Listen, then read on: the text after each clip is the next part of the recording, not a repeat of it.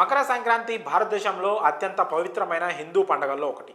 ఉపాధి నిమిత్తం వివిధ ప్రాంతాల్లో స్థిరపడిన తెలుగువారు సంక్రాంతి పండుగకు ఖచ్చితంగా వారి వారి సొంత ఊళ్ళకు వెళ్ళి పండుగను సాంప్రదాయబద్ధంగా జరుపుకుంటారు. ముఖ్యంగా తెలంగాణ రాష్ట్రం నుంచి ఆంధ్రప్రదేశ్ రాష్ట్రానికి పెద్ద సంఖ్యలో సంక్రాంతి పండుగకు తరలి వెళ్తుంటారు. సొంత వాహనాలు ఉన్నవారు మినహాయించి మిగతా వారంతా రైళ్లలోనూ బస్సుల్లోనూ ప్రయాణాలు చేస్తారు. సంక్రాంతి రద్దీ దృష్ట్యా రైల్వే శాఖ మాత్రమే కాదు, ఆర్టీసీ కూడా అదనపు ప్రయాణ సౌకర్యాలను కల్పిస్తోంది. సంక్రాంతి పండుగ సందర్భంగా సొంతూళ్లకు వెళ్లే వారి కోసం తెలంగాణ ఆర్టీసీ ప్రత్యేక బస్సులను నడిపిస్తున్నట్లు ప్రకటించింది. జనవరి 7వ తేదీ నుంచి 15వ తేదీ వరకు 6432 ప్రత్యేక బస్సులను నడిపిస్తున్నామని తెలిపింది.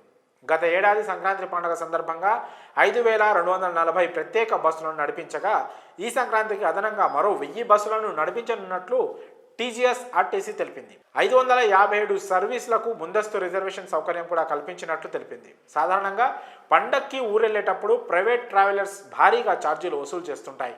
ప్రైవేటు బస్సులను ఆశ్రయించి జేబులకు చిల్లులు పెట్టుకోకుండా సురక్షిత ప్రయాణం కోసం టీజీఎస్ ఆర్టీసీ బస్సులను ఆశ్రయించాలని సూచించింది. ఇక ఈ ప్రత్యేక బస్సుల్లో సాధారణ బస్సుల్లాగానే ఛార్జీలు ఉంటాయని, అదనపు ఛార్జీలు ఏవీ ఉండవని కూడా ఆర్టీసీ అధికారులు స్పష్టం చేశారు. హైదరాబాద్ నగరంలోని ఎంజీబీఎస్ వద్ద రద్దీని తగ్గించేందుకు జనవరి 10, 12 వరకు కొన్ని మార్పులు చేసినట్లు అధికారులు తెలిపారు.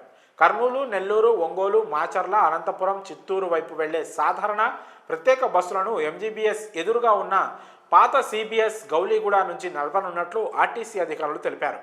ఈ విషయాన్ని ప్రయాణికులు గమనించాలని కోరారు.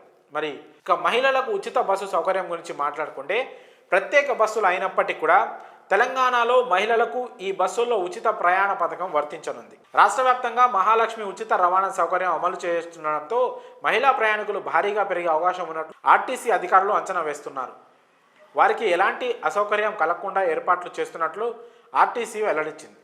Palle Velugu, city, ordinary, metro express బస్సుల్లో ఉచితంగా ప్రయాణించవచ్చని, ఏపీకి వెళ్లాలనుకుంటే తెలంగాణ సరిహద్దుల వరకు ప్రయాణం ఉచితమని, ఏపీలోకి ప్రవేశించినప్పటి నుంచి ఎంత దూరం ప్రయాణిస్తే అంత దూరానికి టికెట్ తీసుకోవాల్సి ఉంటుందని అధికారులు తెలిపారు.